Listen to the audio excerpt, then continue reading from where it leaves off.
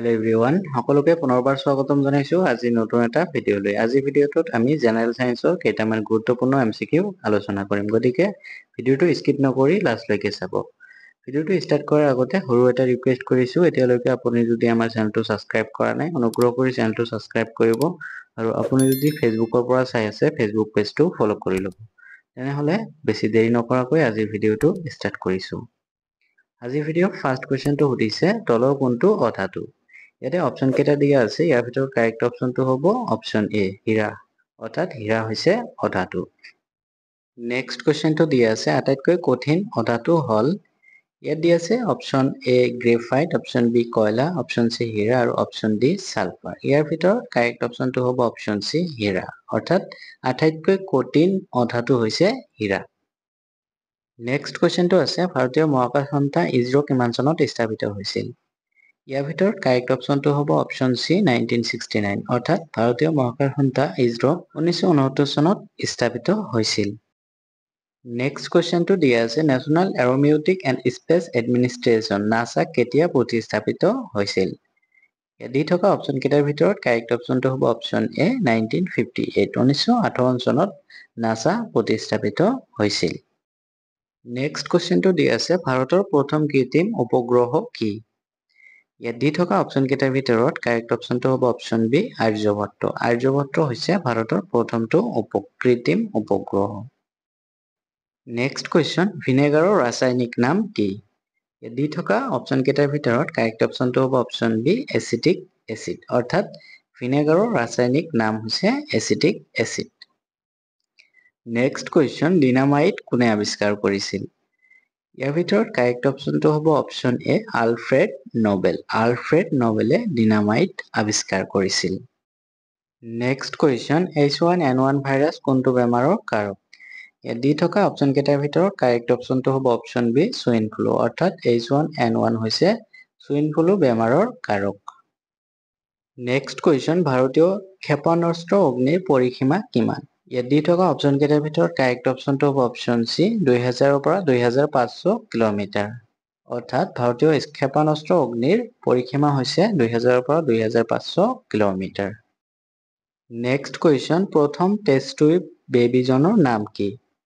ইয়াত দি থকা অপশন কেইটাৰ ভিতৰত কাৰেক্ট অপশনটো হ'ব অপশন ডি লুইচ ব্ৰাউন, অৰ্থাৎ প্ৰথম টেষ্ট টিউব বেবীজনৰ নাম হৈছে লুইচ ব্ৰাউন। সকলোৱে মনত ৰাখিব। নেক্সট কুৱেশ্যন এক্স-ৰে আৱিষ্কাৰক। ইয়াত দি থকা অপশন কেইটাৰ ভিতৰত কাৰেক্ট অপশনটো হ'ব অপশন বি ৰয়ন্টজেন। এক্স-ৰে আৱিষ্কাৰক হৈছে ৰয়ন্টজেন। নেক্সট কুৱেশ্যন কাঠ পেঞ্চিলত কোনবিধ দ্ৰব্য ব্যৱহাৰ কৰা হয়। ইয়াৰ ভিতৰত কাৰেক্ট অপশনটো হ'ব অপশন এ গ্ৰেফাইট, অৰ্থাৎ কাঠ পেঞ্চিলত গ্ৰেফাইট দ্ৰব্য ব্যৱহাৰ কৰা হয়। নেক্সট কুৱেশ্যন পনীয়া ধাতু কোনটো। ইয়াত দি থকা অপশন কেইটাৰ ভিতৰত কাৰেক্ট অপশনটো হ'ব অপশন বি পাৰা, অৰ্থাৎ পনীয়া ধাতু হৈছে পাৰা বা মাৰ্কিউৰি। নেক্সট কুৱেশ্যন তলৰ কোনটো গ্ৰীণ হাউচ গেছ নহয়। ইয়াত দি থকা অপশন কেইটাৰ ভিতৰত কাৰেক্ট অপশনটো হ'ব অপশন ডি হাইড্ৰজেন, অৰ্থাৎ হাইড্ৰজেন গ্ৰীণ হাউচ গেছ নহয়। নেক্সট কুৱেশ্যন ছ'ডা পানীত থকা যৌগটো হ'ল। ইয়াৰ ভিতৰত কাৰেক্ট অপশনটো হ'ব অপশন চি কাৰ্বন ডাই অক্সাইড, অৰ্থাৎ ছ'ডা পানীত থকা যৌগটো হৈছে কাৰ্বন ডাই অক্সাইড। নেক্সট কুৱেশ্যন এলুমিনিয়ামৰ প্ৰধান আকৰ হ'ল। ইয়াত দি থকা অপশন কেইটাৰ ভিতৰত কাৰেক্ট অপশনটো হ'ব অপশন ডি বক্সাইট, অৰ্থাৎ বক্সাইট হৈছে এলুমিনিয়ামৰ প্ৰধান আকৰ। নেক্সট কুৱেশ্যন ছ'ডিয়াম সংৰক্ষণৰ বাবে ডেছত ৰখা হয়। ইয়াৰ ভিতৰত কাৰেক্ট অপশনটো হ'ব option B alcohol.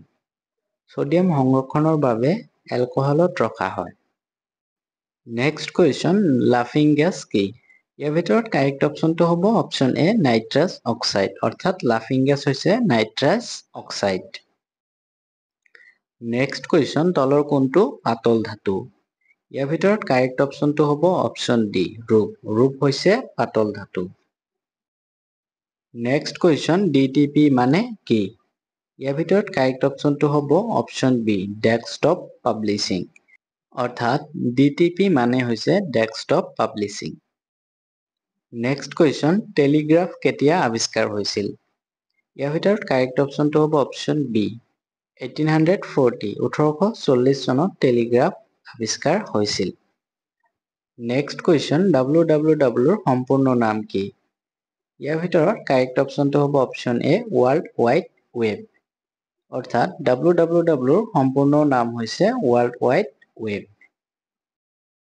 Next question আটাইতকৈ বুদ্ধিমান স্তন্যপায়ী জীৱ হ'ল? ইয়াৰ ভিতৰত কাৰেক্ট অপশ্যনটো হ'ব অপশ্যন বি ডলফিন। অৰ্থাৎ ডলফিন হৈছে আটাইতকৈ বুদ্ধিমান স্তন্যপায়ী জীৱ। নেক্সট কুৱেশ্যন পৃথিৱীৰ আটাইতকৈ সৰু চৰাইবিধ হ'ল? ইয়াৰ ভিতৰত কাৰেক্ট অপশ্যনটো হ'ব অপশ্যন বি হামিং বাৰ্ড। অৰ্থাৎ পৃথিৱীৰ আটাইতকৈ সৰু চৰাইবিধ হৈছে হামিং বাৰ্ড। নেক্সট কুৱেশ্যন এক আলোকবৰ্ষ ইকুৱেল টু হোৱাট? ইয়াৰ ভিতৰত কাৰেক্ট অপশ্যনটো হ'ব অপশ্যন এ 946 × 10⁻10 কিলোমিটাৰ। অৰ্থাৎ এক আলোকবৰ্ষ equal to 946 × 10⁻10 kilometre. Next question আপেক্ষিকতাবাদৰ সূত্ৰ কোনজন বিজ্ঞানীয়ে আৱিষ্কাৰ কৰিছিল? ইয়াত দি থকা অপশ্যন কেইটাৰ ভিতৰত কাৰেক্ট অপশ্যনটো হ'ব অপশ্যন বি আইনষ্টাইন। আপেক্ষিকতাবাদৰ সূত্ৰ আইনষ্টাইন বিজ্ঞানীয়ে আৱিষ্কাৰ কৰিছিল। নেক্সট কুৱেশ্যন বিদ্যুৎ প্ৰবাহ পৰিমাপক যন্ত্ৰ হ'ল? ইয়াৰ ভিতৰত কাৰেক্ট অপশ্যনটো হ'ব অপশ্যন এ এমিটাৰ। এমিটাৰ হৈছে বিদ্যুৎ প্ৰবাহ পৰিমাপক যন্ত্ৰ। নেক্সট কুৱেশ্যন গাখীৰৰ বিশুদ্ধতা পৰীক্ষা কৰা যন্ত্ৰ হ'ল? ইয়াৰ ভিতৰত কাৰেক্ট অপশ্যনটো হ'ব অপশ্যন চি লেক্টোমিটাৰ। অৰ্থাৎ লেক্টোমিটাৰ হৈছে গাখীৰৰ বিশুদ্ধতা পৰীক্ষা কৰা যন্ত্ৰ। নেক্সট কুৱেশ্যন চিলাই কলৰ আৱিষ্কাৰক ডেছ? ইয়াৰ ভিতৰত কাৰেক্ট অপশ্যনটো হ'ব অপশ্যন চি মেকমিলান। মেকমিলান হৈছে চিলাই কলৰ আৱিষ্কাৰক। নেক্সট কুৱেশ্যন ইউৰেনাছ গ্ৰহ কোনে আৱিষ্কাৰ কৰিছিল? ইয়াত দি থকা অপশ্যন কেইটাৰ ভিতৰত কাৰেক্ট অপশ্যনটো হ'ব অপশ্যন এ উইলিয়াম হাৰ্শ্বেল। অৰ্থাৎ ইউৰেনাছ গ্ৰহটো উইলিয়াম হাৰ্শ্বেলে আৱিষ্কাৰ কৰিছিল। চ' আজিৰ ভিডিঅ'টোত ইমানেই। ভিডিঅ'টো যদি ভাল পাইছে তেন্তে এটা লাইক কৰিব আৰু আপুনি এতিয়ালৈকে যদি আমাৰ চেনেলটো ছাবস্ক্ৰাইব কৰা নাই অনুগ্ৰহ কৰি চেনেলটো ছাবস্ক্ৰাইব কৰি ল'ব। আৰু আপুনি যদি ফেচবুকৰ পৰা চাই আছে ফেচবুক পেজটো ফ'ল' কৰি ল'ব। চ' আজিলৈকে ইমানেই। থেংকছ ফৰ ৱাচিং।